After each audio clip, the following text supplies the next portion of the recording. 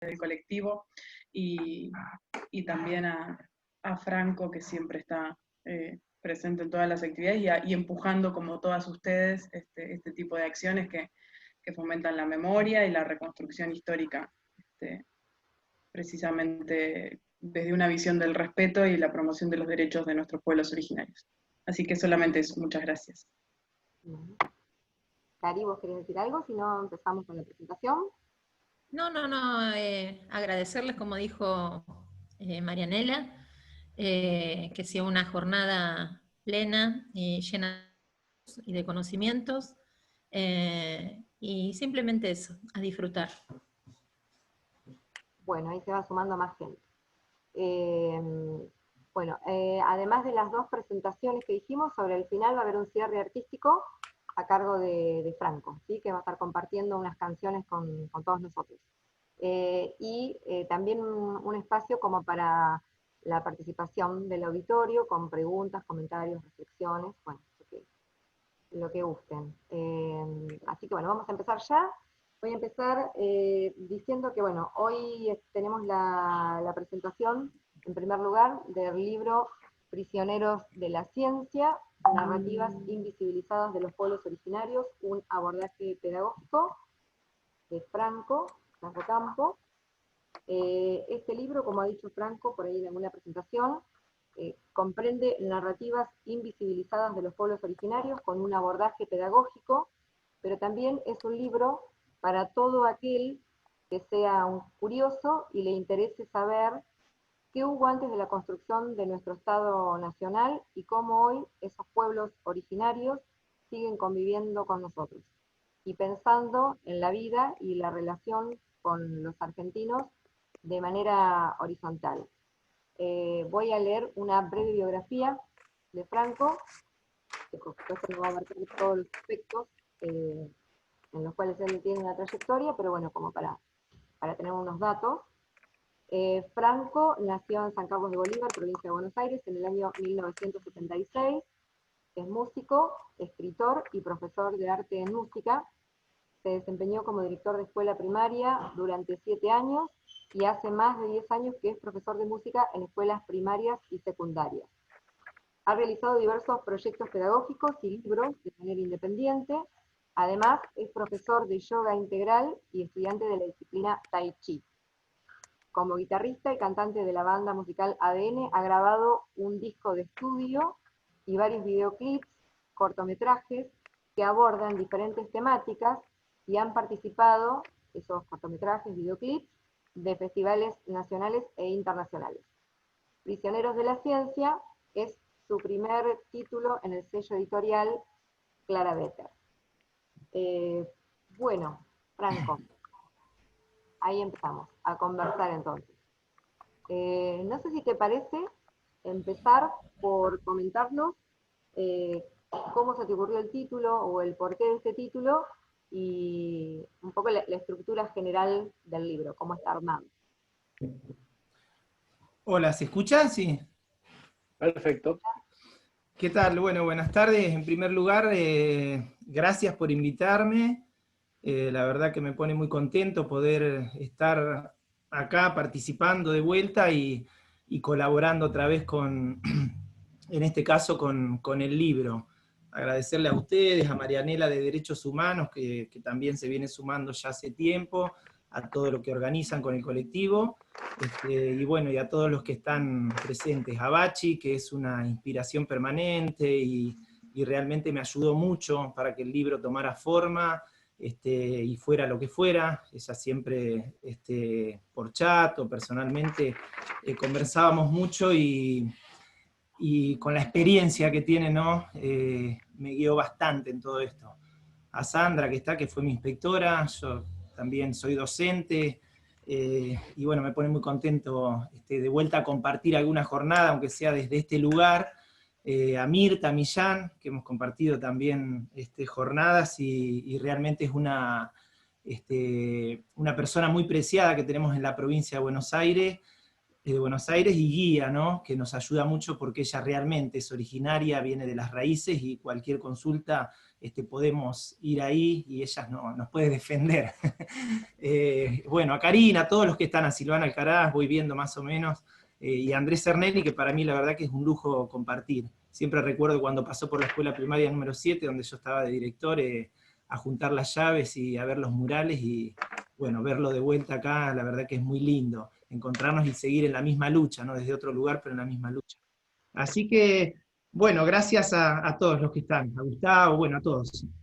El libro surge en realidad de una inquietud mía como docente.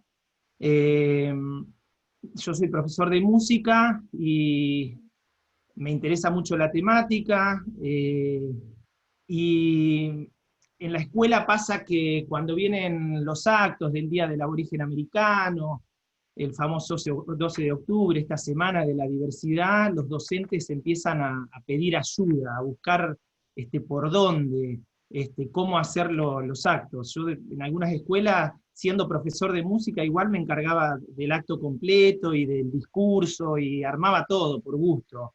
Y entonces en un momento pensé que todas esas cosas que yo iba juntando, haciendo, por ahí volcarlas en alguna especie de trabajo, de proyecto, y surge un libro de manera independiente, con actividades, con narraciones y demás, para poder aportar a los docentes. Ese libro se presentó en el 2012, 2013, después seguí trabajando en otros libros independientes, hicimos unas películas con los alumnos, mediometraje y un largometraje con la escuela primaria número 7, donde estaba, bueno, el gran Santos Vega también, donde participa Carlos Martínez Arazola, donde Marcelo Barrico también hace su aporte y está en la película muy casera, pero con mucho contenido. Todo esto para seguir sumando material, para que se pueda trabajar en las escuelas y los docentes tengan. Se suele pasar que no sabemos cómo o qué fuentes buscar, sobre todo a aquel que no le interesa mucho la temática. Yo entiendo que ser docente hay muchas ramas, el docente de escuela primaria tiene muchas áreas, y a veces cuesta por ahí leer bibliografía de cada área. Incluso cada uno de nosotros tenemos preferencias por algunos. En mi caso la matemática siempre me costó, y por ahí a otro docente le cuesta las ciencias sociales. Entonces este tipo de aportes me parece que son necesarios. El libro que escribió Bachi Guá, que yo lo usé mucho en la escuela primaria número 7, la geopolítica de la Pampa bonaerense, Márquez Llanos, el mismo libro de Santos Vega con sus poemas. Ahí se va armando toda una bibliografía local que es interesante para que los docentes puedan visitar y consultar. No contesté la pregunta igual de por qué era prisionero de la ciencia. Ahora tenés la oportunidad. Bueno, prisioneros de la ciencia en realidad es una frase que se usa bastante, no la inventé yo, de hecho el colectivo Guía la usa mucho. Yo, para que se entienda un poco, ojalá lo pueda explicar. Yo en mi cabeza, cuando escribí el libro, que le doy forma ya con la editorial, el libro en sí que está a la venta, digamos, pensé en un paralelismo con el Holocausto. Todos conocemos, ¿no?,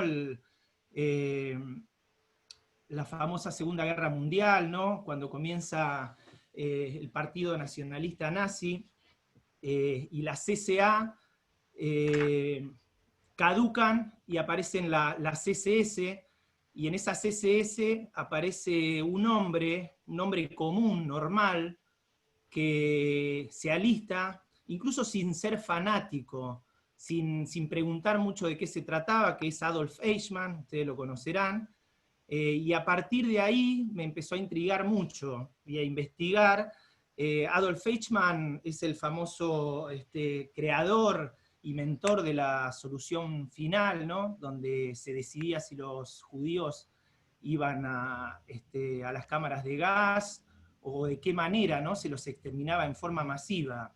Adolf Eichmann ingresa al Partido Nacionalista y enseguida va teniendo una carrera bastante meteórica, y esto hace que Hitler cada vez le dé más poder en todo esto.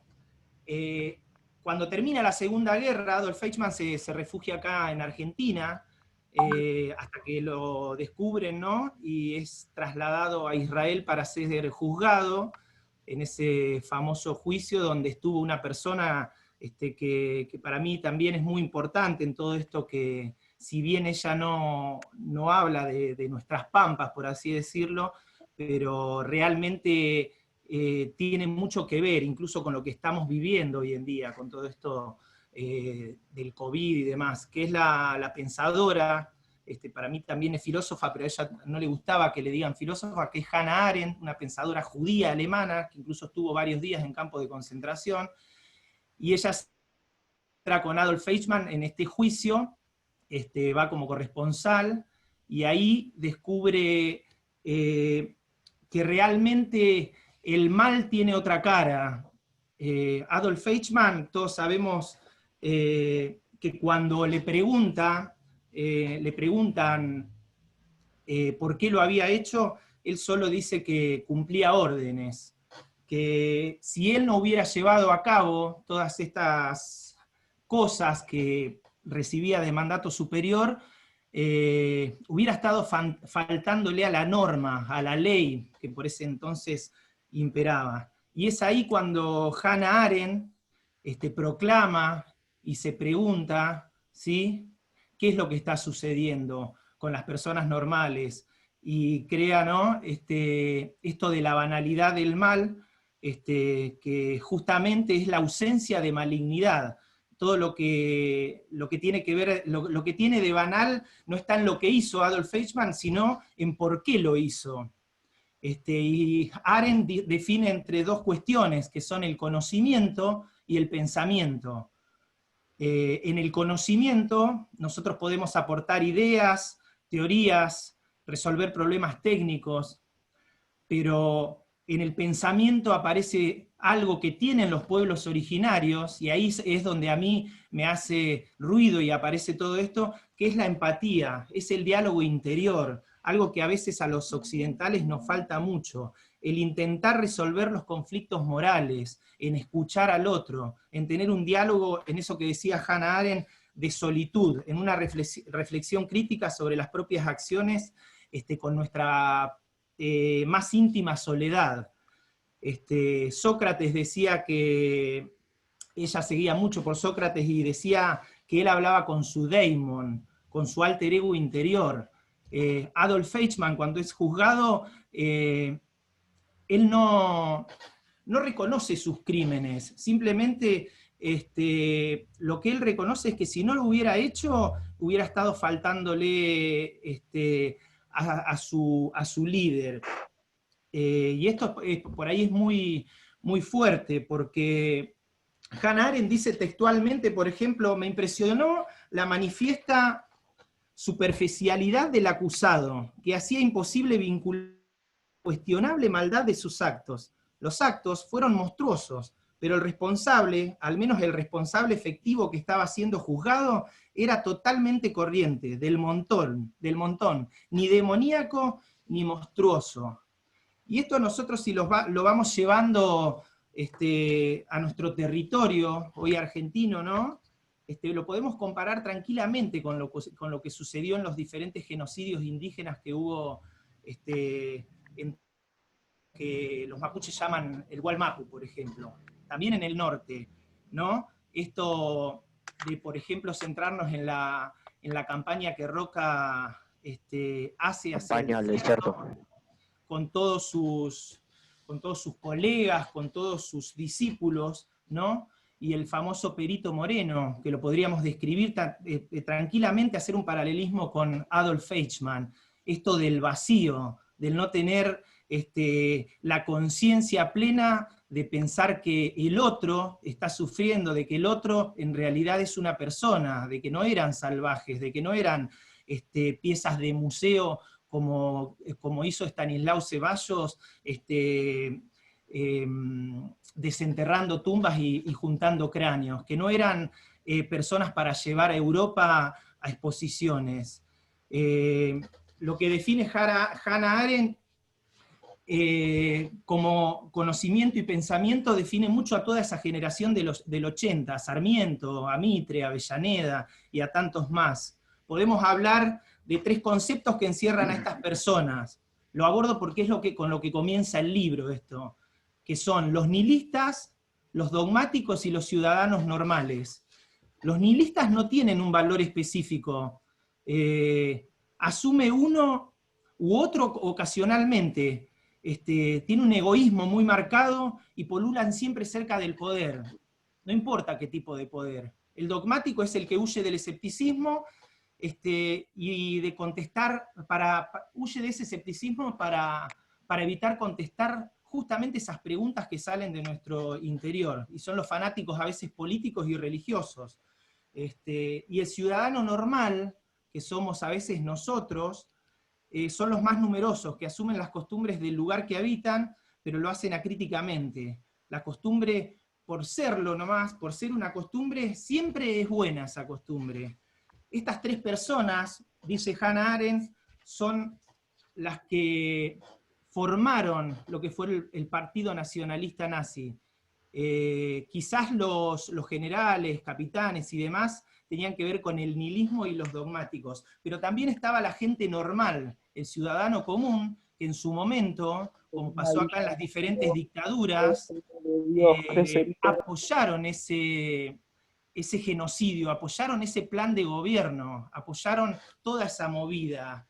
La gente normal somos nosotros, y esa gente normal, ella dice que los dogmáticos, sin diálogo interior, si no tienen ese diálogo interior de ese daimon que decía Sócrates, cambia fácilmente de dogma. El nihilista, si no tiene ese diálogo interior, cambia de conducta, y el ciudadano normal directamente cambia de valores. Y eso pienso yo que fue lo que sucedió, y puede volver a suceder, ¿no? Como dice Hannah Arendt, el infierno sucedió sobre la tierra y puede volver a suceder. Es tiempo de que empecemos a mirar, ¿no?, de por qué esos prisioneros de la ciencia, de por qué esas personas como nosotros tuvieron que padecer y sufrir lo que sufrieron. Acá es donde las normas invierten y vemos qué tipo de normas son las que nos pueden llegar a gobernar. Estos genocidios masivos pasaron y siguen pasando. El libro comienza con la última retirada ya de los caciques de Inacayal, de Foyel, de Sayhueque, y de cómo Francisco Moreno, el perito Moreno, que si vamos al Museo Nacional de Ciencias Naturales de La Plata tenemos un busto ahí, ¿no? Como dice Marcelo Balco, a veces también las calles, también, como decía Bayer, las calles que tenemos con el nombre de Roca, de Sarmiento, escuelas, ¿no? La escuela número 2 hasta muy hace poco se llamaba Félix Uriburu, por ejemplo. Creo que esas cosas, si nosotros vamos a otro país, no encontramos el nombre de genocidas en las calles, en las escuelas y demás. Hay que revisitar bastante y ponernos de verdad a ver qué está sucediendo. Esa gente normal apoyó eso, por eso insisto con las personas normales, apoyaron el genocidio, porque una persona sola no puede matar tanta cantidad de gente. 30.000 desaparecidos no pueden ser obra de 5, 6, 10, 20, 100 personas. Hay todo un aparato técnico, administrativo, económico, social y cultural detrás que hace que esas cosas sucedan. El cacique Pincén no pudo ser paseado por la calle Florida si la gente que en ese momento andaba caminando, ¿no?, mirando una vidriera, paseando, no estaba de acuerdo. Nosotros, si yo salgo a la calle ahora y veo a una persona que está golpeando a otra, voy a reaccionar.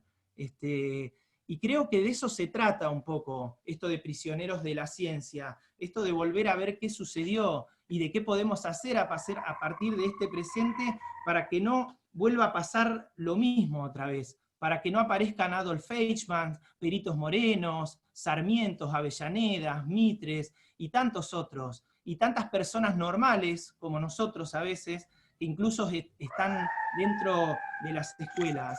Hannah Arendt decía que dentro de Adolf Eichmann no había maldad, No había, incluso Adolf Eichmann, cuando a él se lo interroga, si ustedes leen el juicio a Jerusalén, él decía que leía a Kant, que era una persona normal, y que todo lo que realizó, lo realizó porque él creía en el imperativo categórico. Fíjense hasta dónde llegaba esta situación. ¿Qué quiero decir con esto? Que el conocimiento, lo que hablaba hoy, y el pensamiento son muy diferentes. Si nosotros no tenemos un diálogo interior con nosotros mismos, podemos ser muy inteligentes, podemos saber mucho, pasa permanentemente, ¿no? Con la política, con los partidos políticos en realidad, e incluso con la cultura misma. Si no tenemos ese diálogo interior, no podemos estar al frente de determinadas decisiones que hacen a culturas enteras, a etnias enteras. Un poco por ahí viene, no sé si se entiende lo que yo quería explicar en cuanto a por qué Prisioneros de la Ciencia y abordarlo desde un lugar histórico y por ahí sociopolítico e incluso cultural. Bien, súper amplio la respuesta, Franco. Voy a hacer una breve interrupción para, bueno, pedir disculpas porque evidentemente se ha sumado a algunas personas, tuve que retirar a 2 o 3 personas de la reunión que estaban haciendo comentarios, digamos, fuera de lugar, desagradables, provocativos, por el chat. Además de, bueno, creo que todos visualizaron alguna imagen también de las fotos de perfil. Así que bueno, mientras te escuchaba también estaba como un poco pendiente. Evidentemente, bueno, esta es una reunión, es una actividad abierta, todo aquel al que le llega el link puede entrar, y bueno, lamentablemente son personas nefastas, desagradables, que aprovechan estas oportunidades para volcar, digamos, ¿no?, todas estas cuestiones ideológicas tan desagradables. Voy a estar muy atenta a esto. Disculpen si por ahí me ven un poco convocada, pero no quisiera que la actividad se vea interrumpida o, digamos, arruinada por este tipo de personas, que bueno, sabemos que cuando se trata de estos temas, siempre puede llegar a aparecer alguien a tratar de molestar, perturbar, provocar. Así que bueno, ahora sí, continuamos. Bueno, Frank, no sé si querés comentar, ahora ya yendo al libro concretamente, cómo está armado, los 2 cuentos, el glosario. ¿Querés comentar un poquito desde la cuestión del armado del libro? ¿Por qué este libro es súper interesante para la formación docente, tanto para la formación de quienes están los estudiantes, actualmente de profesorados o de cualquier carrera docente, como también para los que estamos trabajando? Bueno, perfecto, sí. Bueno, el libro en sí es un libro, yo siempre digo que es un libro para la infancia, pero esa infancia que también nosotros como adultos llevamos adentro. No para la niñez nada más. Es un libro que si no lo abordamos con un adulto, con un docente, con una guía, no lo puede por ahí leer un niño, pero sí con la guía del docente. Es muy fácil de leer, son 2 cuentos, 2 narraciones, donde se mezcla la ficción y la realidad. Una es mapuche y la otra es tehuelche. Donde van apareciendo muchos datos históricos, locales, y ya después a nivel más macro también. Después viene toda una toponimia y un glosario, también mapuche y tehuelche, porque el libro cuenta con muchas palabras, para que los chicos también se familiaricen con todo esto, y entiendan que hay muchos idiomas y lenguas, que no es solamente el inglés, y que el idioma incluso mapuche, por ahí Mirta sabe muy bien de esto, dicen, ¿no?, los antiguos que viene de los sonidos de la naturaleza. Uno se aprende algunas palabritas, es difícil, pero es hermoso pronunciarlas, escucharlas, porque realmente parece que hablan los pájaros, la piedra, el viento, la roca. Es un libro, podría decir yo, para arrancar la infancia de la lógica humana, para despertar esto que decía recién, de ir hacia la infancia nosotros como adultos, encontrarnos con otro tiempo. esto que los griegos definían como cronos, aion y kairos. Vivimos permanentemente en la escuela en esa cronología de tiempo, de fechas, no solamente de batallas y demás, sino de nosotros, de estar todo programado y fragmentado. Y el niño no vive en ese tiempo, el niño vive en ese tiempo, en ese aion, que es el tiempo ese de la intensidad, donde este momento que estamos viviendo ahora nosotros puede durar 1 minuto para algunos, si les gusta, y para otros puede ser como esos que comentaban por ahí, puede ser tedioso y puede durar muchas horas, porque no hay una medida de tiempo en el aion, decían los griegos. Y el kairos, que suelen decir que es el tiempo de la adolescencia, ese tiempo que hay que agarrar todo como venga, de la oportunidad.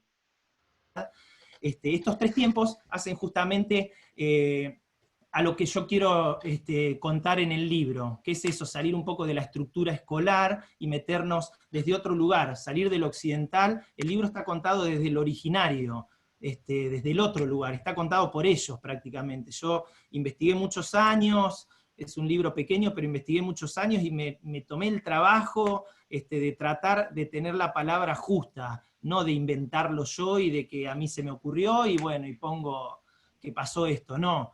Consulté mucho, viajé mucho toda la zona, Trenquelauquen, Guaminí, Los Toldos, un viaje a Chubut, a Neuquén, a Río Negro, para saber cuál era la voz de ellos en realidad, y qué tenían para contarnos y para aportar. A partir de ahí se vuelcan las narrativas, y con todo el respeto sobre todo, porque yo sé que ellos están muy dolidos, entonces uno si escribe por escribir, no está bien. Entonces el libro va con ese respeto y desde ese lugar, salir un poco de la currícula a veces, ¿no? De los currículum, de los diseños, y meternos en otra parte. Y al final termina con actividades, hay una serie de actividades de todo tipo donde colaboraron, bueno, Karina participó con actividades de ciencias naturales, una maestra de Cuyamen, de Chubut también, con actividades de sociales, está Mariela Holgado de acá, profesora de plástica, bueno, vienen diferentes actividades y algunas canciones. Esas 3 cosas complementan el libro y lo hacen pedagógico, para que no son las actividades que tienen que hacer, no son como dispositivos o ideas para que uno siga investigando. Yo con el libro lo que quiero no es poner la verdad sobre la mesa, sino poner el debate, conversar de esto que estuvo no tan callado siempre en las escuelas, ¿no? Y en las instituciones. Buenísimo. Bueno, ya lo fuiste un poco desglosando, ibas contando otras cosas, pero bueno, vos reconocés, digamos, algún coautor o coautores implícitos, digamos, quienes te inspiraron o quienes colaboraron para la creación de los personajes, de la historia, que quieras mencionar a alguien. Los personajes se parecen a alguien, a personas reales de Bolívar, digamos, cuando uno lo lee, reconoce ahí, ¿no? El abuelo Benaquén, reconoce al director, que aparece en la historia. Sí. Contanos un poquito de eso. Sí, está pensado, uno lo piensa, yo lo hice en la escuela ese libro, después corrige uno, ¿no? Es bastante tedioso el tema de cuando la editorial, que aprovecho, bueno, agradecerle también a Clara Betters, a Jito Minore, que es el director de la editorial, cuando leyó uno de mis cuentos de manera casera que yo había hecho, le gustó, y ahí aparece todo esto y Clara Betters lo quiere editar. El libro lo construí en la escuela, decía, y a partir de ahí aparecen los personajes, ¿sí? y la identificación, incluso los chicos participaron, los alumnos. Yo de algo que estoy seguro es de que lo que está ahí funciona, nosotros podemos trabajar con los... Ayer yo escuchaba a Alejandra, esta directora de misiones, me parece que era, que decía, bastante como enojada, y con razón, esto de que a veces de que hay que salirse, a veces uno se come un reto y demás, ¿no? Pero hay que salirse a veces un poquito de la norma de la escuela para poder mostrar estas cosas, porque si no, muchas veces no podemos. Yo tuve la suerte de estar 7 años de director en una escuela y de que me acompañara gente como Sandra, que me dio una apertura increíble para trabajar en la escuela, pero yo sé que en otras escuelas no sucede eso, de que incluso está invisibilizado y está prohibido trabajarlo. Entonces lo que hace el libro es eso un poco, meterse, ¿no?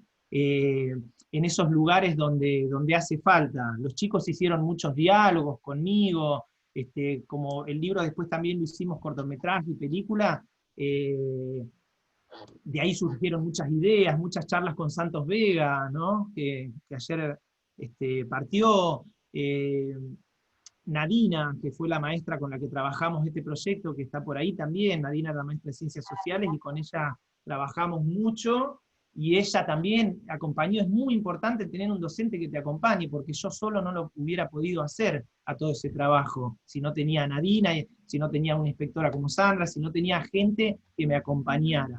Eso hizo que en la escuela podamos hacer este tipo de trabajo, si no creo que hubiera sido bastante difícil lograrlo. Pero sí, está lleno de personajes, y algunos ficticios, inventados.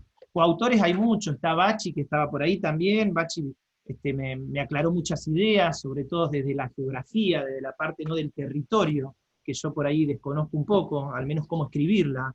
Y muchos más, bueno, Karina también, maestras que colaboraron, y muchos amigos por ahí, originarios también. Y los propios alumnos, ¿no? Y los propios alumnos, sí. Personaje. Imposible lograrlo si no tenemos los alumnos. Tal cual, sí, los chicos, incluso yo vuelvo a eso, que se me había ido la idea, doy fe de que se puede trabajar el tema. El libro es eso, más que nada es una redacción y es un documento de que si yo voy a la escuela y tengo ganas de trabajar la temática, como esta directora que hablaba ayer, se puede hacer. Hay mucha bibliografía, en el caso de acá local, que somos la mayoría, bueno, y después, si abrimos también, tenemos muchos antropólogos, investigadores, como mañana que va a estar Marcelo Balco, tiene cosas muy increíbles que podemos leer. Tenemos artistas ahí como está Andrés también, que también se pueden investigar ese tipo de cuestiones, y se puede trabajar. Solamente hay que, primero como docente, ser curioso, leer, y después proponérselo. Bien. Bueno, Franco, como para ir redondeando un poquito, pero ya comentaste varios aspectos del libro. Esto tiene más que ver con alguna cuestión personal tuya, pero que hace también al hecho de que vos hayas podido escribir este libro, fue cómo vos fuiste incorporando este conocimiento ancestral que tenés acerca de idiomas, de ceremonias, de cosmovisiones, de pueblos originarios, en particular el pueblo mapuche y el pueblo tehuelche. Contanos un poquito de eso. Siempre me interesó más, no sé por qué, eso sale de adentro, ¿no? Me gustó, me atrajo más la cultura de...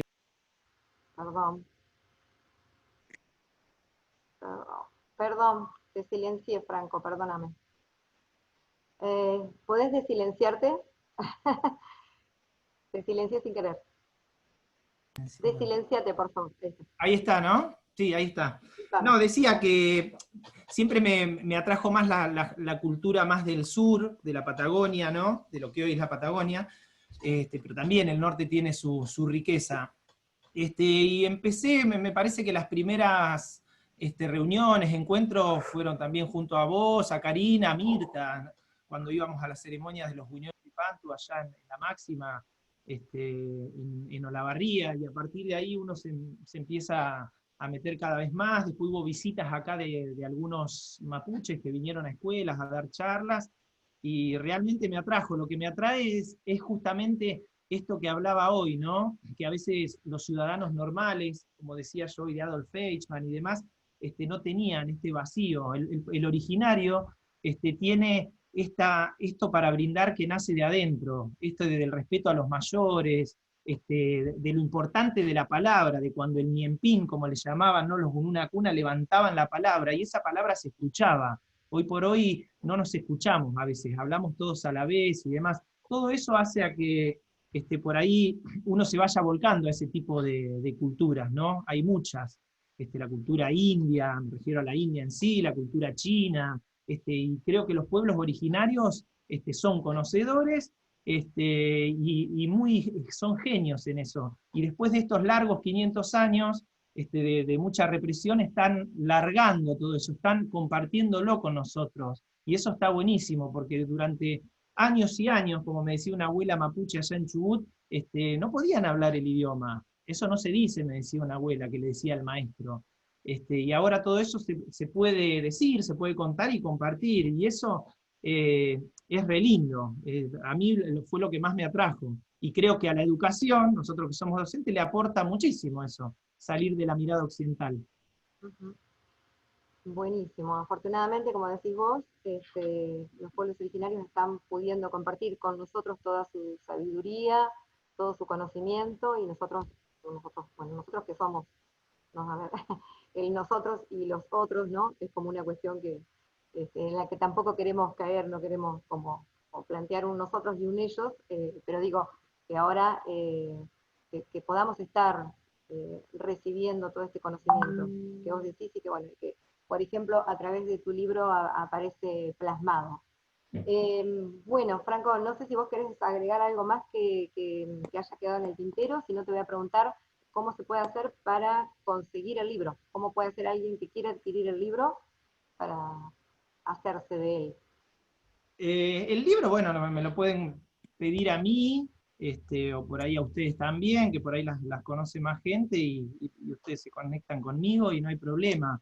Y si no me lo piden a mí, está también por Mercado Libre, la editorial lo distribuyó en todas las librerías, ¿no?, que tienen ellos allá en Buenos Aires, de las cuales participan.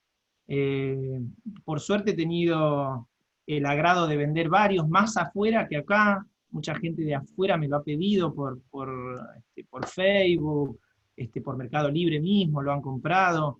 Así que bueno, el que lo quiera me lo puede pedir. Incluso la idea mía este año era ir a las escuelas, a charlar, a compartir la música, llevar los instrumentos mapuches y demás, para, no tanto para venderlos, si bien uno necesita eso, porque obviamente cuestan las cosas, pero la idea era salir a trabajar con eso, incluso a pueblos, acá a la zona, y bueno, todo esto ni siquiera me lo dejó presentar al libro. Pero esa es la manera por ahí de conseguirlo. Buenísimo. Te buscan entonces en redes sociales, se contactan con nosotros de Colectivo Mujer Originaria y vemos cómo hacer. Bueno, Fran, te agradecemos muchísimo esta presentación, pero es un agradecimiento que vamos a volver a reiterar sobre el final, porque ahora, después de la presentación de Andrés, sobre el final vos vas a estar compartiendo con nosotros unas canciones, ¿no es cierto? No te vas. No, bueno, muchísimas gracias. Quiero agradecerles a todos por escucharme atentamente, y bueno, y por esta posibilidad. Yo creo que, como dice Carlos Escliar, en algunos de sus tantos textos, la educación a veces suele ser un tremendo huracán, ¿no? Y muchas de esas veces queda solamente en un pequeño silbido, en una pequeña brisa. Creo que como docentes, ¿no?, y como ciudadanos también, debemos comprometernos a seguir trabajando, ¿no?, y a buscar siempre la verdad, aunque no la encontremos. Realmente creo que yo, viendo acá la jornada de ayer y la de hoy, la charla excelente de Mirta y demás, noto que falta mucho compromiso.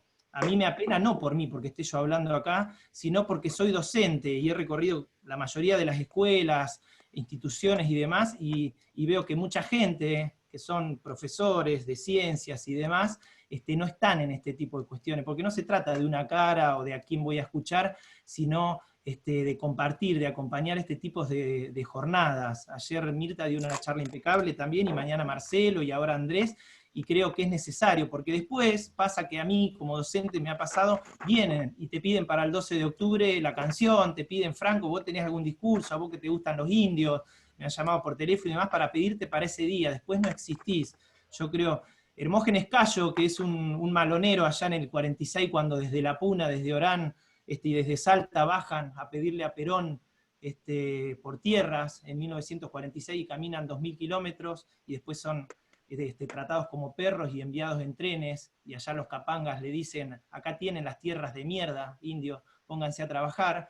Hermógenes Cayo, cuando está en el Hotel de los Inmigrantes, miren qué casualidad que los alojaron en el Hotel de los Inmigrantes, los originarios, después de que lo pasearan por todo Buenos Aires y todos, y mirando la costanera y mirando, ¿no?, el Gran Buenos Aires, dice, todo bien, pero nada. Ellos habían ido a buscar las tierras, ellos habían ido a demostrar que eran argentinos, y creo que necesitamos ese compromiso, ese todo bien pero nada de Hermógenes Cayo es muy necesario. O sea, basta, necesitamos comprometernos. Si voy a ser docente, tengo que pensar, es como ser médico, es como, ¿no?, esas tareas que comprometen hasta a la trayectoria de una persona, y en este caso de los niños.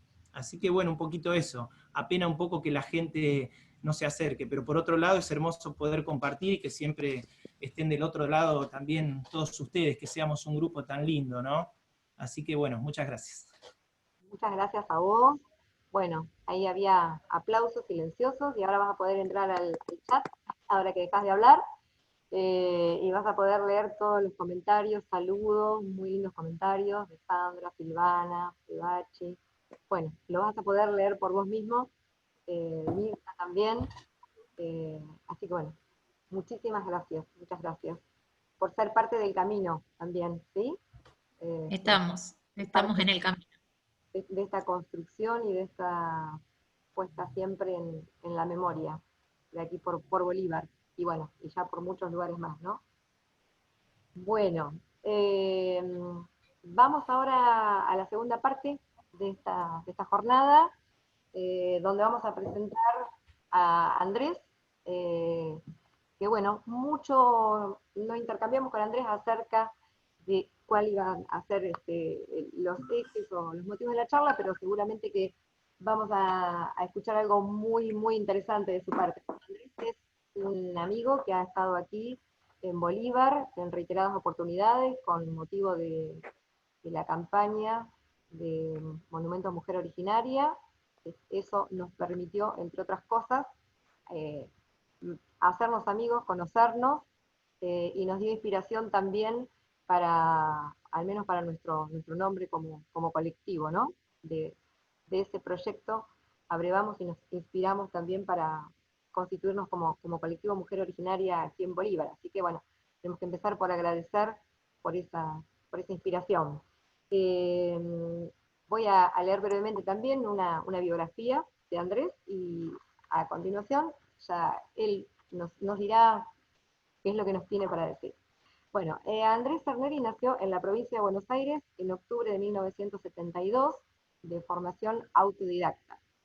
Es artista plástico, es el artista plástico que está construyendo la obra en bronce más grande de la Argentina, justamente el Monumento a la Mujer Originaria, con 10.000 kilos de llaves donadas por la gente. Realizó el monumento a Juana Zurduy, encargado por el presidente de Bolivia, Evo Morales, que fue emplazado detrás de la Casa Rosada, sustituyendo a la escultura de Cristóbal Colón. Este hecho ha desatado uno de los debates simbólicos más importantes de esta Argentina de dos miradas. Posteriormente, la obra de 25.000 kilos de bronce y 9 metros de altura fue trasladada frente al Centro Cultural Kirchner de Buenos Aires. Andrés Cerneri es también quien hizo el primer monumento de bronce a Ernesto Che Guevara de la Argentina, reuniendo varias toneladas de llaves que le donaron de todo el mundo. Realizó la escultura de 4 metros y donó a la ciudad de Rosario en 2008. Obtuvo los premios ACE y Estrella de Mar por su trabajo como escenógrafo para obras de teatro y realizó exposiciones en varias ciudades de Europa. Actualmente vive en Villa Langostura y Plotier, produce su obra y se desempeña como asesor en proyectos que fomentan el arte argentino como potencial industria.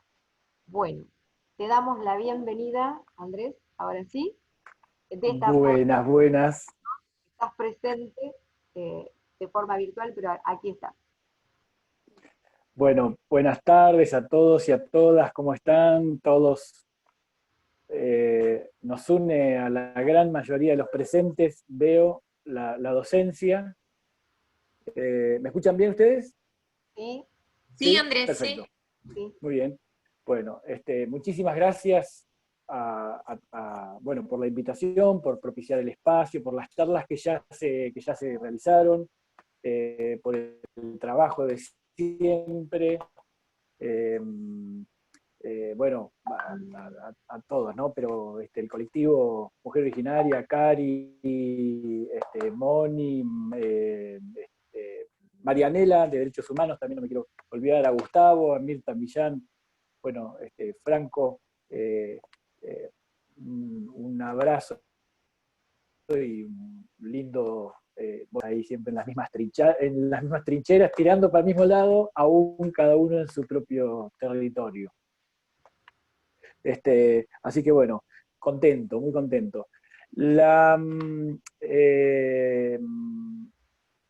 Hay algo que quería comenzar diciendo sobre el trabajo de Franco con respecto a cuando mucho de lo que ha contado, que suscribo absolutamente, sobre el compromiso, sobre que cuando uno tiene cierto conocimiento, a la vez el conocimiento conlleva sensibilidad sobre ciertos temas, y una vez que tenemos esa sensibilidad, hay algunas personas que se desviven, y en eso el carácter y el oficio del maestro es la herramienta fundamental para poder convencer, y no sé si convencer en el sentido de persuadir, pero por lo menos informar, igualar la información a la mayor cantidad de gente posible, y bueno, nuestras poblaciones, nuestros chicos, nuestros niños, nuestros adolescentes, esta información para, nada, para que cuenten con ella como una riqueza, ¿no? Es muy bueno lo que dijiste, Moni, de no fomentar la otredad, aún contando, informando y sensibilizando, nunca ver a los pueblos originarios como los otros, como lo que no soy.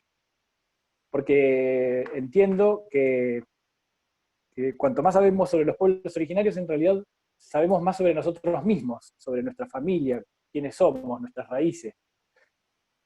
Aún cuando, para aquellos que insisten en convencerse o querer convencerse de otra historia, que es la que se nos ha contado durante tanto tiempo, porque somos una sucursal europea, que más allá de la oscuridad o no de nuestra piel, el argentino típico bajó de los barcos, es nieto o hijo de alguien que bajó de los barcos, y con esa historia nos hemos creído que éramos una sucursal europea, y hemos cerrado los ojos a nuestra latinoamericanidad y a nuestra historia, y mirado con distancia a los que más cerca teníamos, a los que más saben sobre el cuidado de la tierra, a los que más saben sobre escuchar y digamos, los que tienen mejor vínculo con este territorio en el que vivimos, ¿no? Entonces, cuando pienso en la convivencia y pensamos la convivencia y la digamos, nada, esto de estar cerca en el diálogo, en realidad los que no deberíamos, no es una cuestión de integrar a los pueblos originarios, sino de que nos integremos, que no nos quedemos afuera, no nos quedemos afuera de la convivencia, porque los últimos en llegar justamente fuimos los europeos, digamos, los europeizados. Los dueños de casa ya estaban, y está bueno, con mucho respeto, aprender a escucharlos para saber más sobre nosotros mismos, sobre nuestra historia. Y me gusta, bueno, de muchas de las palabras que dijo Franco, a quien felicito por el trabajo, por el libro, por la dedicación y la pasión, y la vuelta pedagógica para poder contarle a los chicos sobre esto de las lenguas, la riqueza de las lenguas, que es esto de los sonidos dichos en lenguas que son más antiguas que nuestro propio idioma,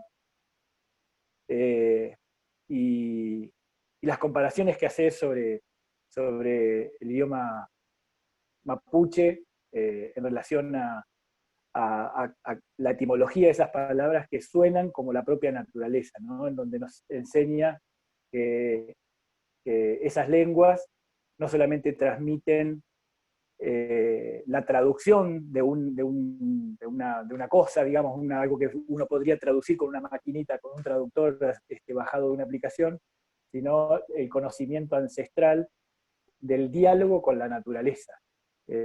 Ahí está la riqueza justamente de esos idiomas que son más antiguos que el castellano, por lo menos en esta parte de la tierra, y que son preexistentes al castellano, y no tenerlos es no tener toda esa riqueza cultural. No solamente perderíamos un sonido si no tuviéramos esas lenguas, sino perderíamos toda la riqueza que conlleva el conocimiento ancestral de quienes hablan, las lenguas como la mapuche.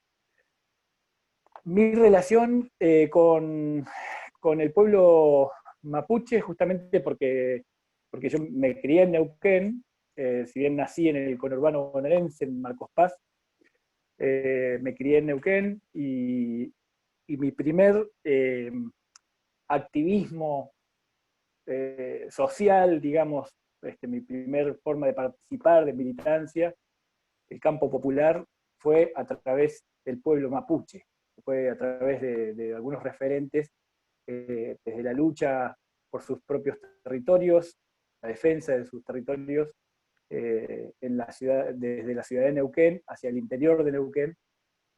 Acompañé con varios amigos varias circunstancias en ese momento, el principio de los 90, junto a la Confederación Mapuche de acá de Neuquén.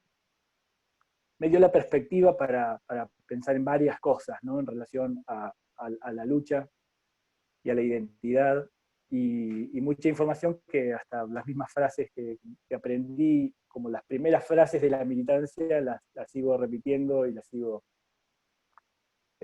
acunando conmigo, ¿no? Pero también, al haber sido un artista autodidacta, que uno no se recibe nunca, entonces siempre está estudiando. Cuando es autodidacta no se trata de que uno ya venga sabido, sino que es un eterno estudiante y un eterno aprendedor de las cosas en lo técnico y todo lo que rodea el arte.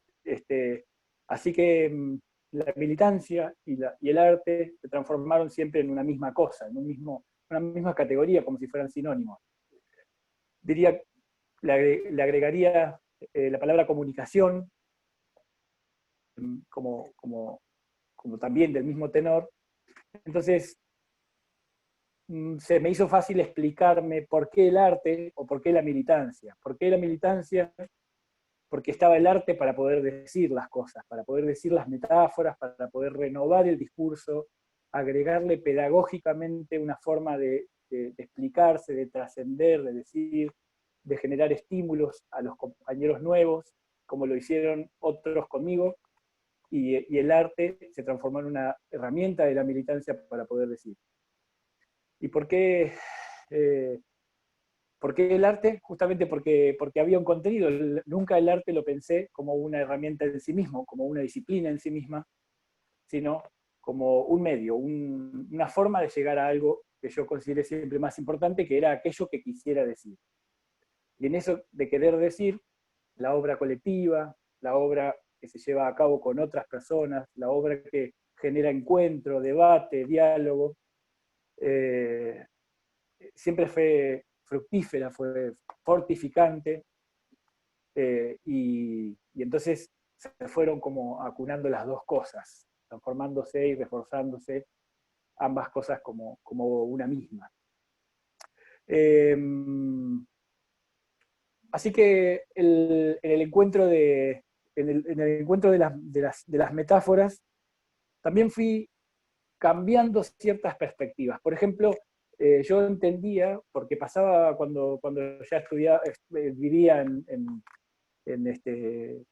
Buenos Aires y pasaba por ciertos monumentos muy desagradables, y me enteraba que la persona más reproducida en monumentos, a mí que siempre me gustó mucho la escultura, la persona más reproducida en monumentos en nuestro país es el general Roca. En segundo lugar, y bastante lejitos, viene San Martín, pero el primero y el más reproducido de todos es el general Roca. Después uno se va enterando, no es porque hay muchos monumentos a Roca, muchos bronces, y no es porque hubo iniciativas de juntar llaves, como hicimos con el monumento a la mujer originaria o con el monumento al Che.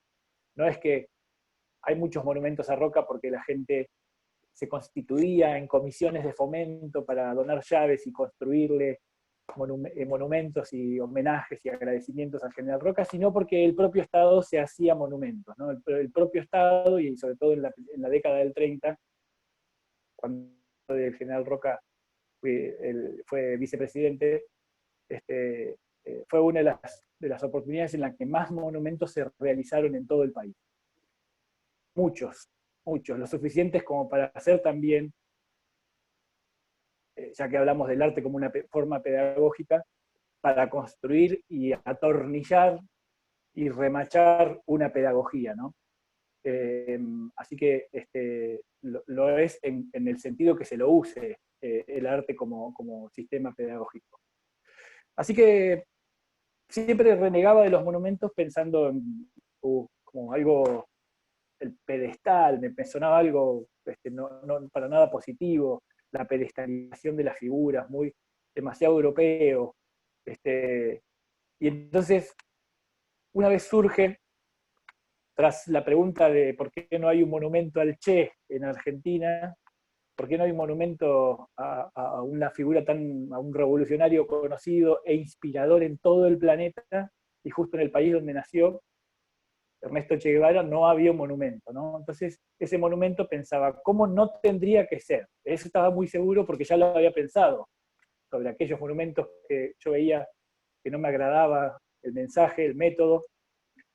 Entonces pensaba en un monumento que no tenga ese pedestal alto, un monumento que no se haga con dinero, un monumento que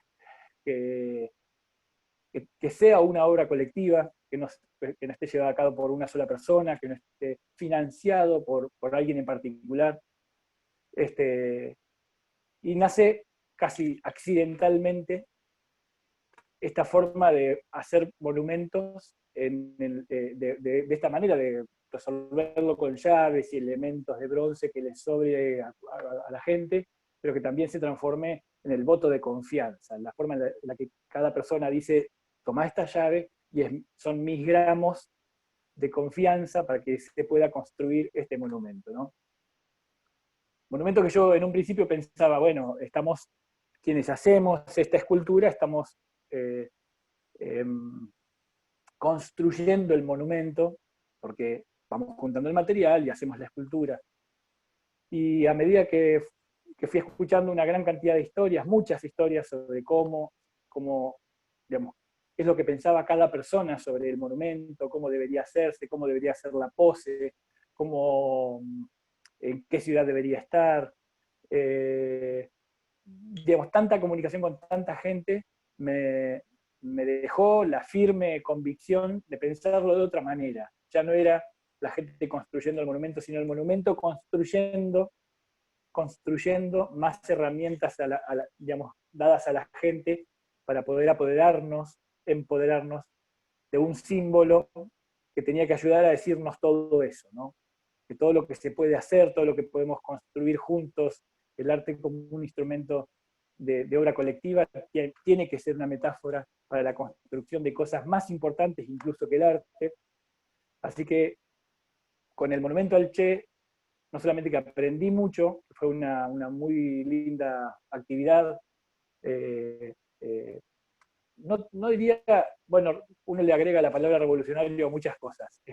Revolucionario en el sentido de lo nuevo, por un lado, revolucionario en el sentido de la emulación del colectivo, como el propio Che decía,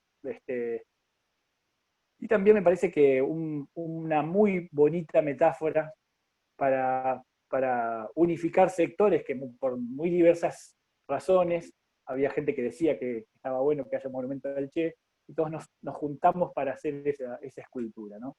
Fue un muy, muy, muy bello encuentro, y en aquella inauguración, en el 2008, en Rosario, que es la ciudad donde donamos la escultura, se juntaron muchas, muchas, muchas personas ahí, dice el diario La Capital, al otro día, la capital de Rosario, que se juntaron 55.000 personas para celebrar esa escultura, ¿no?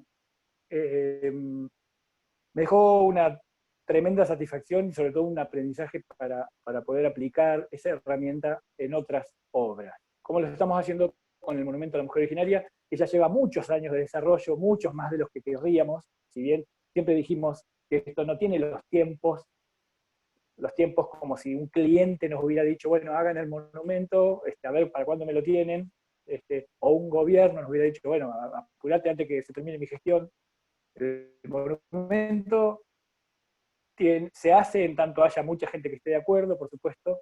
Nos hemos propuesto con Osvaldo, que es quien tuvo la idea de hacer el monumento a la mujer originaria, Osvaldo Bayer, queridísimo Osvaldo Bayer, y recordado y sentido,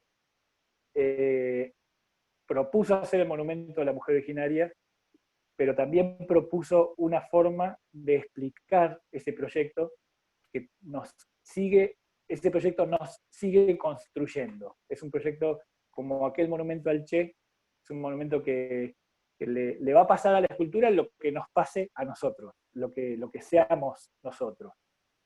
Nos habíamos propuesto hacer aquel monumento al Che sin dinero y con trabajo voluntario, con la solidaridad de muchas personas, algo tan pequeño como una llave, y nos propusimos lo mismo, solo que en una magnitud bastante más grande, este monumento a la mujer originaria, que tiene que ser también la misma metáfora, reflejar lo que nos pasa con respecto a un tema que tiene que ver con nuestras raíces, con nuestro respeto a quienes estaban primero en esta tierra, a nuestros mayores, a nuestras bibliotecas vivientes, que son los pueblos originarios, los adultos, los grandes, las mujeres de los pueblos originarios, inexplicable el sufrimiento de ellas, como la de los hombres, pero como siempre invisibilizadas.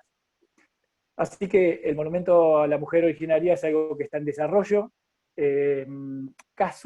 Casualmente, no es que tenga grandes novedades, pero bueno, justamente terminamos una nota, lo digo como casi noticia, terminamos una nota para poder pedir que el bronce, las 10 toneladas de bronce que tenemos desde hace ya varios años, que tenemos todo el bronce para hacer la escultura, pero no tenemos el resto de la infraestructura para poder terminar la escultura,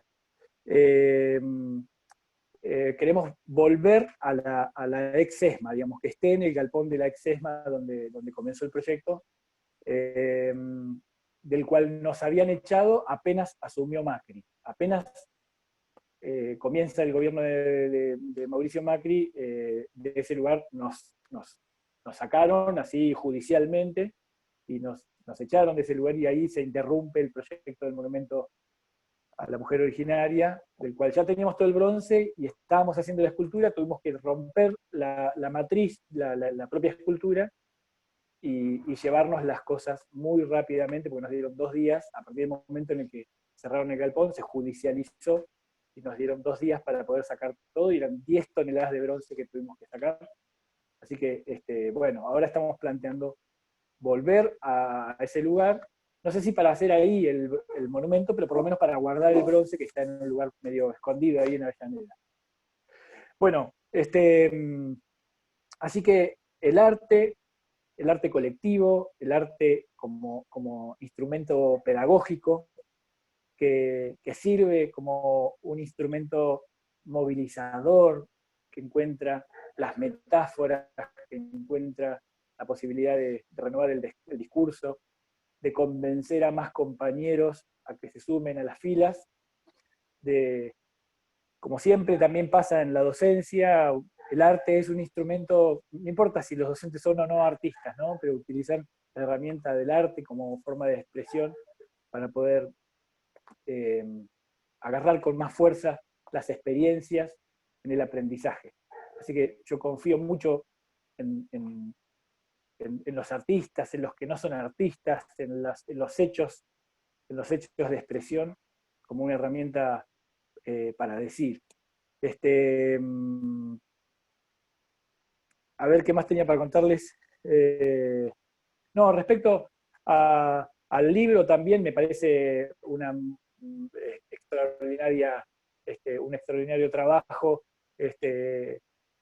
Me parece que es necesario justamente porque conforme van naciendo más pibes en esta democracia que se va sumando años, también hay que buscarle todas las vueltas posibles al aprendizaje, ¿no? Y entre justamente Franco, que es músico, que es escritor, sería una especie de Rambo de esos que utilizan todo tipo de armas en las guerras, el que sabe pilotear un helicóptero y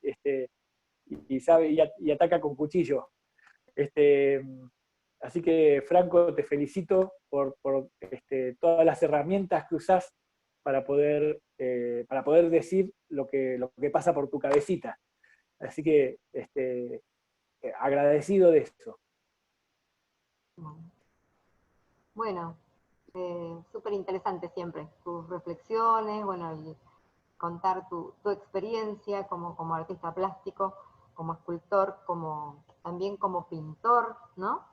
Estaba pensando ahora mientras te escuchaba y hablabas del tema de los monumentos y ¿no? Cuando se constituyó la estatuaria nacional, ¿no? que eso muy bien lo cuenta Marcelo Balco en sus libros y sobre todo en el de pedestales y prontuarios. No sé si tenés ganas de comentar algo respecto de esta siempre, digamos, polémica que hay entre desmonumentar sí o desmonumentar no a aquellos próceres, digamos, consagrados por la historia oficial, que con la revisión de la historia y demás nos hemos dado cuenta que no eran tales, ¿no? Claro. Algo al respecto. Bueno, todo cuando se habla de Roca, ¿no? Que ha sido el que más objeto ha sido siempre de proyectos de desmonumentación, inclusive aquí en Bolívar en algún momento lo consideramos también. sí, bueno, mi perspectiva sobre qué es un monumento, yo me imagino dos formas, ¿no? Digamos, que tiene, hay dos miradas.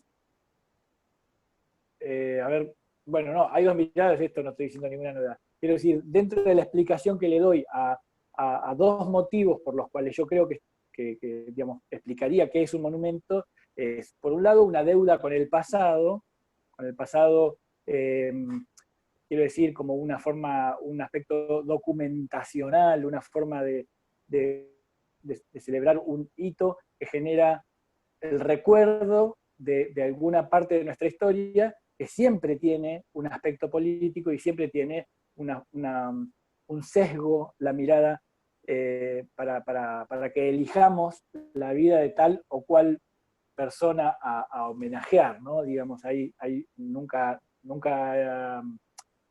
está ausente la ideología respecto a quién definimos como retratado. Un poco en vistas a nuestro pasado, es elegir a esa persona y hacerla, digamos, sumarla a nuestra historia. Y en relación a nuestro futuro también, que es a donde a mí me gusta poner más el acento, también, y nunca menos político, digamos, en el mismo tono, hay como una mirada política. Respecto al futuro es también darles un mensaje a las futuras generaciones sobre a quienes estamos eligiendo como nuestros mejores, nuestros referentes. Y en eso conlleva indefectiblemente una responsabilidad, porque le estamos diciendo un mensaje a los que vienen, a nuestros hijos, que hoy quienes estamos cuidando esta casa, que es nuestro país, nuestro mobiliario público, quienes estamos cuidando esta parte de la historia, les estamos queriendo decir, sean como nosotros les pedimos que, digamos, tengan nuestra mirada, ¿no? Así que, digamos, sobre el futuro, creo que está ese mensaje, y sobre el pasado, también, digamos, qué cosas de nuestro pasado queremos guardar, atesorar y poner en bronce. Un material que es eterno, en el caso de los bronces, que hay esculturas de bronce desde que el hombre fabricó el bronce hace 7000 años, el bronce está ahí con su misma forma. Y entonces los monumentos tienen esa fuerza. Aún cuando, por ejemplo, cuando se colocó el monumento a Colón, cuyos discursos se pueden encontrar en internet, los discursos que se dijeron en su inauguración hace más de 100 años, que son insostenibles hasta para el más derechoso de los derechos, de los políticos, sería cualquier tipo de discurso de los que se dijeron en ese momento, racistas, intolerantes, aún sintiéndolos, hay muchos políticos que no lo podrían decir, imagínate si era indecoroso. Y entonces esos monumentos trascendieron, o sea, quiero decir, la fuerza que tenían en ese momento los monumentos, cuando no existía ni la radio ni la televisión, no sé si la radio, bueno, la televisión no existía, todos los medios de comunicación que vinieron desde los últimos 100 años hasta hoy, el monumento nunca dejó de tener la fuerza comunicacional y simbólica que tuvo en aquellos momentos. Cuando el monumento, más de 100 años después, intenta sacarse atrás de la Casa Rosada para poner el monumento a Juana Zurduy, fue un escándalo tremendo, salió de todos lados, parecía un atropello, ¿cómo le van a hacer eso a la comunidad italiana?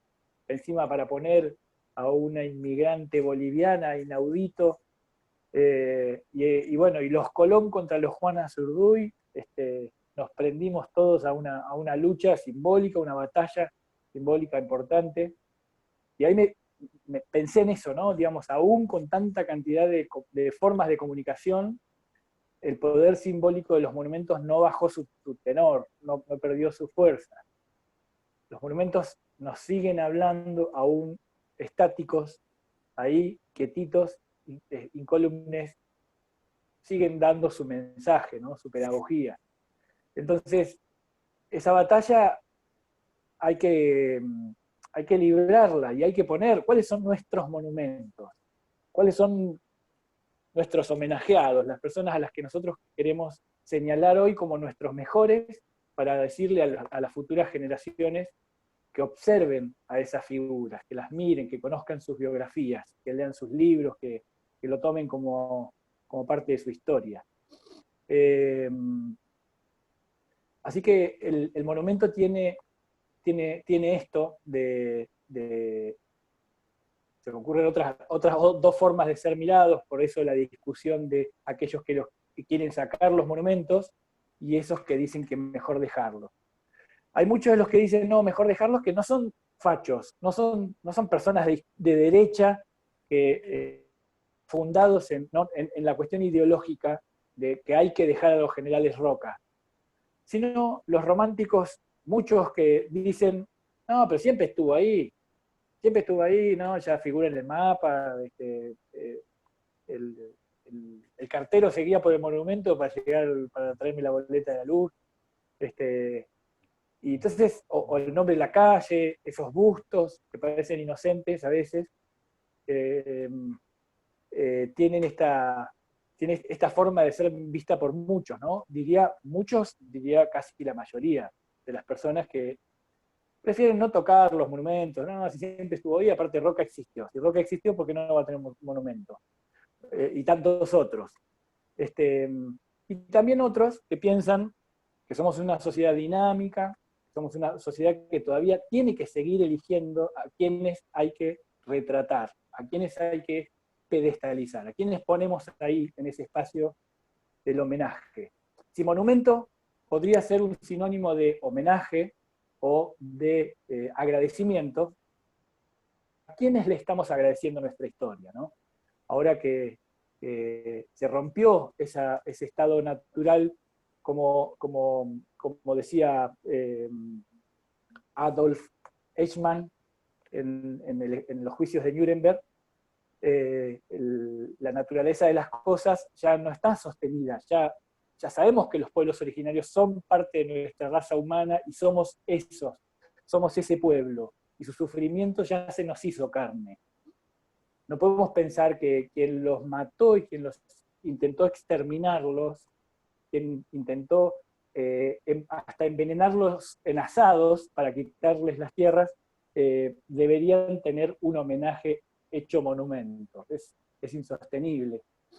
Entonces, teniendo esta nueva perspectiva de nuestra historia, tenemos que tener el derecho, como sociedad dinámica, a seguir diciendo qué monumentos sostenemos y qué monumentos no deberíamos sostener, y por el contrario, despedestalizarlos en varios sentidos. A veces, sin tocar las esculturas, tener otro recuerdo de esas figuras, en en el sentido de, bueno, de resignificarlos, hacer como una despedestalización simbólica, ¿no? Aún con sus monumentos todavía puestos ahí donde están. Y en algunos casos, la despedestalización en términos físicos. Yo, digamos, soy respetuoso del converse la sociedad, del resultado de lo que se dialogue en los barrios, en las calles, en los pueblos, donde hay sociedades que, generando obviamente con distintas tensiones, porque no es que de repente se convence a todo el mundo de que hay que bajar un monumento, pero bueno, con las tensiones que genera, entiendo la situación de algunos que han sacado monumentos que no los quieren, no quieren seguir sosteniéndolos, digamos, no se expresan desmonumentando ciertas figuras. A veces con el Consejo Deliberante, con el decreto, con el apoyo de los políticos, y a veces con su propia acción popular.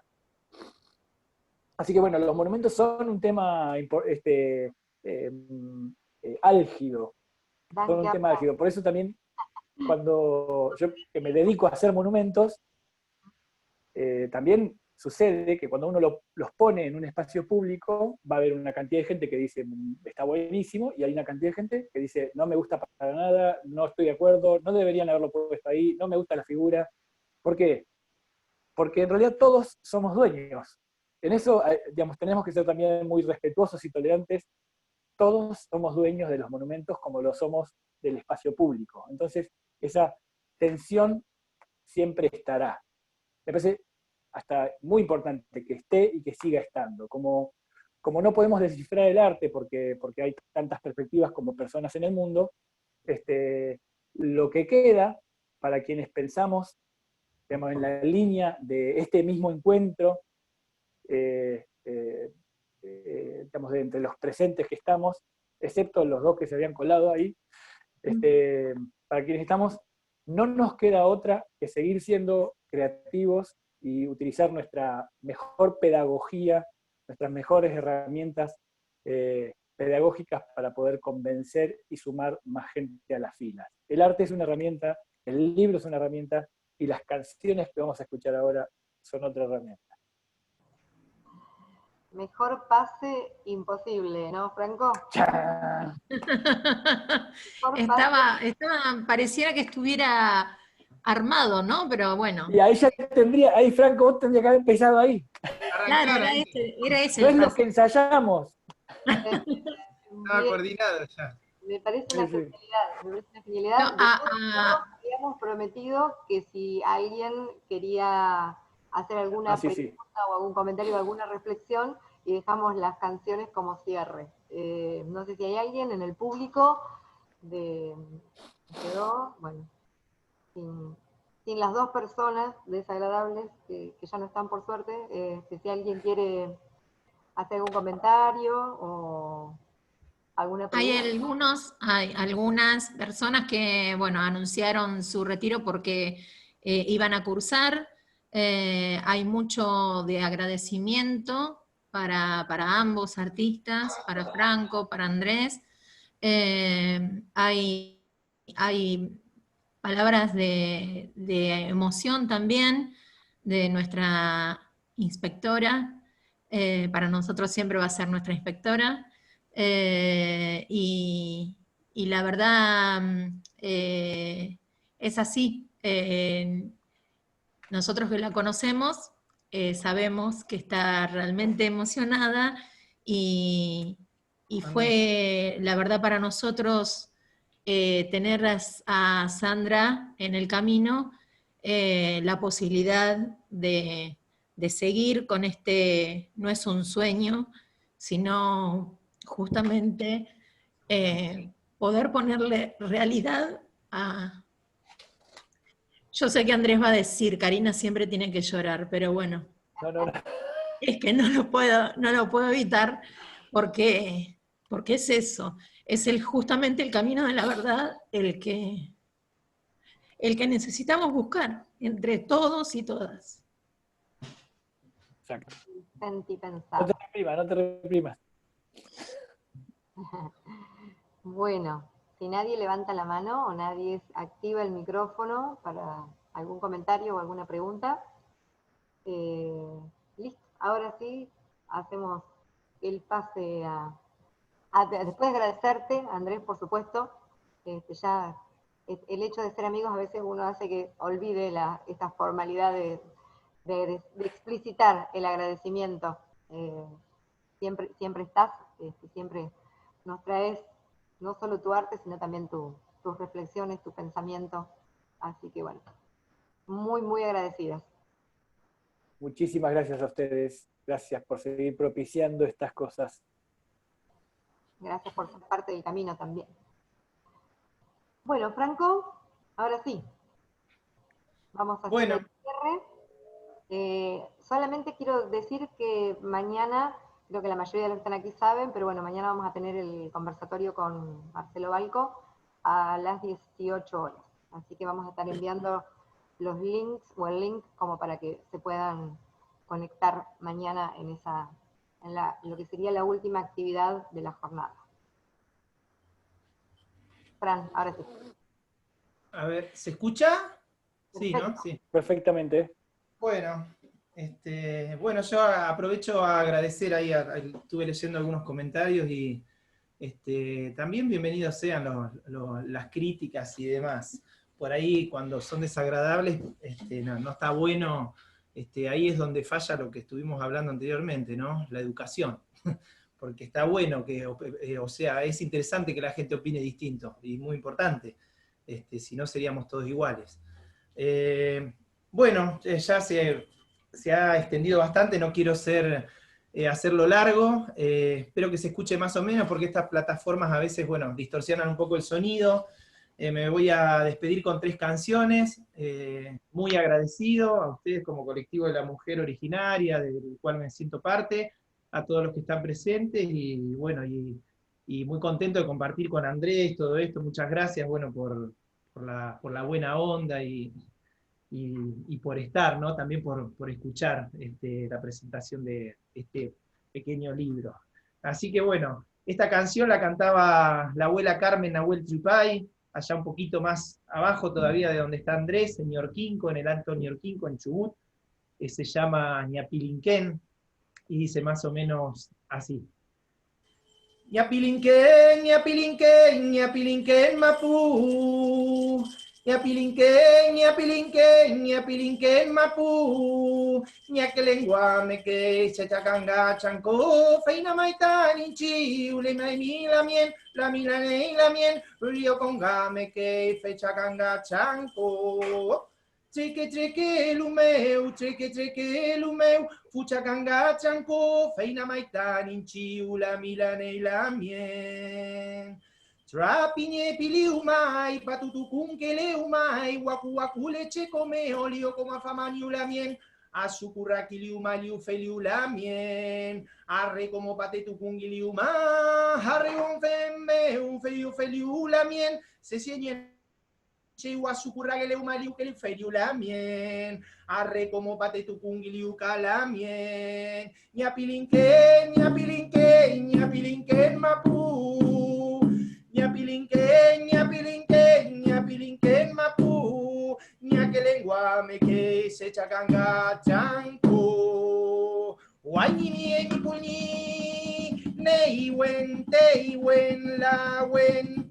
Peñinei, Cuyaimi, Cuyaimi, Highway, Highway, la Wenquinapa, Piuque, Lonco, Lonco, Neimi, Ruca, Ruca, la buena, Piñaihue, Piñaimi, Peñi, Peñi, la buen fe, Peñaimi, Peñaimi, Peñaimi, Choifil, Choifil, ñe, ñe, ñe, ñe, ñe, ñe, ñe, ñe, ñe, ñe, Jochewe, Jochewe, Jochewe.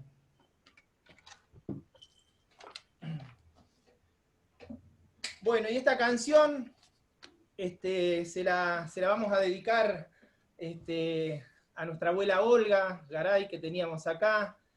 Se llama La Ñerefe. Las Ñerefe son las tejedoras para el mundo mapuche. se la vamos a dedicar a todas esas mujeres, ¿no?, que tanto luchan a veces por ser también visibilizadas desde distintos puntos y ángulos. Julia Aburto es una abuela mapuche que vive allá por Trevelin, entre Trevelin y Lago Rosario. Hay una comunidad más pequeña aún que se llama Sierra Colorada. Ahí ella cada viernes se levanta y sale por el camino y va a la escuela número 208 a dar clases en lengua, como dice ella, en lenguaje paisano, como le dicen ellos. Para todas las mujeres y en nombre de la tejedora de la Ñerefe, Julia Aburto.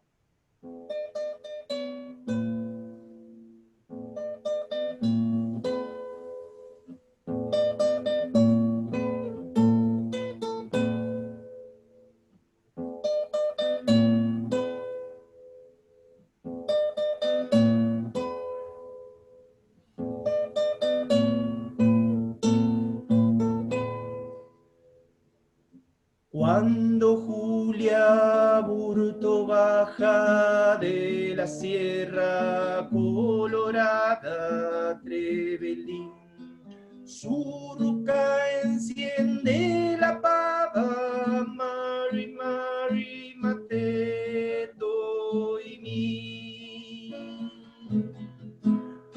Mujer Ñerefe, papá y muy sabia, tortera y uso de blanca lana,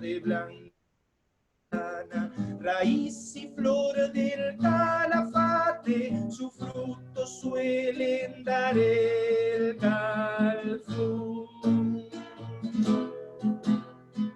Cuando ella es la que invita, no faltarán las tortas fritas. Mate, lengua bien paisana, chaltuma, hinchela, miel.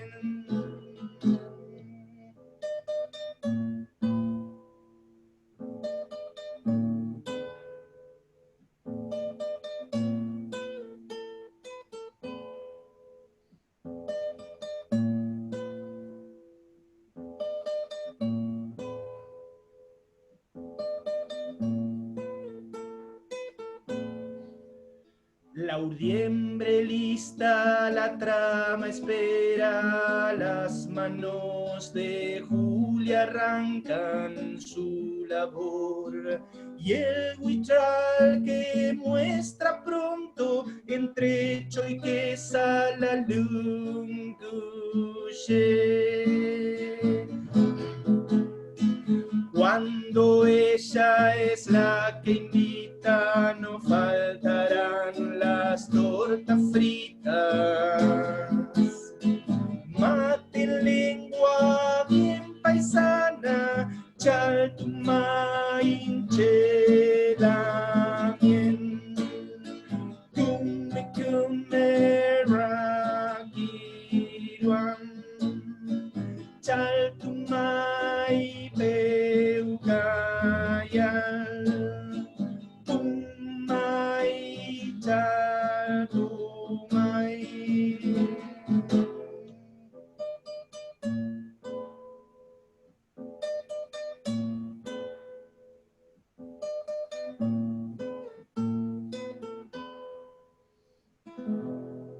Bueno, para la tejedora Julia Aburto, esa canción que aprovecho a decir que bueno, va a estar en un disquito pequeño que acabo de terminar de grabar y en breve bueno, lo estaré también presentando y compartiendo más que nada, y tiene muchas canciones que tienen que ver con todo esto. Estas canciones tenían que ver con los mapuches, con la lengua mapuche también. Siempre el pueblo tehuelche, el pueblo gununa cuna, el pueblo pampa, ¿no?, como le decimos a veces los occidentales, queda un poquito más relegado, como el pueblo mapuche fue más belicoso siempre y alzó más la voz, pero nosotros también tenemos a los tehuelches, o ellos nos tienen a nosotros, y había una canción muy linda que cantaba Aimé Painé, una gran referente que invito a escuchar a docentes y demás, y que se las muestren a los chicos. Aimé Painé era una excelente, no solamente cantante, sino contadora de historias y de relatos, murió muy joven, desgraciadamente, era de allá de Río Negro, y cuando ella viene a Buenos Aires y empieza a cantar en el coro nacional, acá del Teatro Colón, si no me equivoco, en un encuentro descubre que otros países cantaban canciones en el coro en lenguas de sus distintas etnias, ¿no? De esos territorios,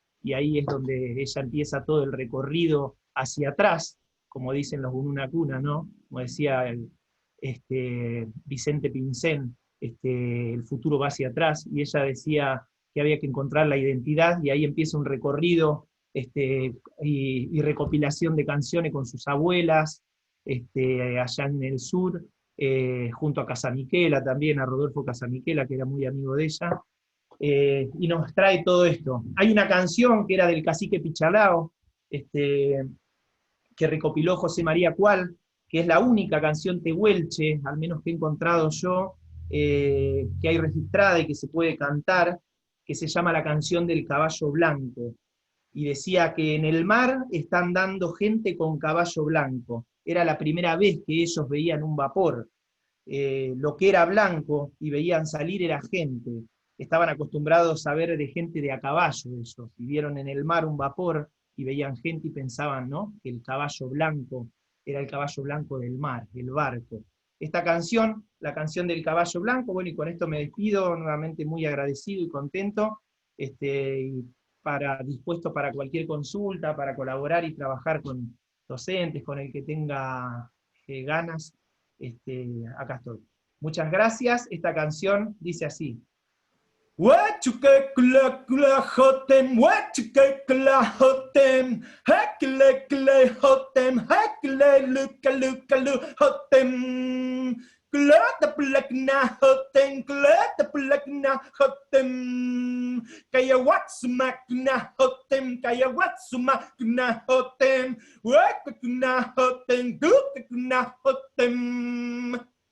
Bueno, muchas gracias. Bueno, podemos desmutear los micrófonos y hacer un aplauso.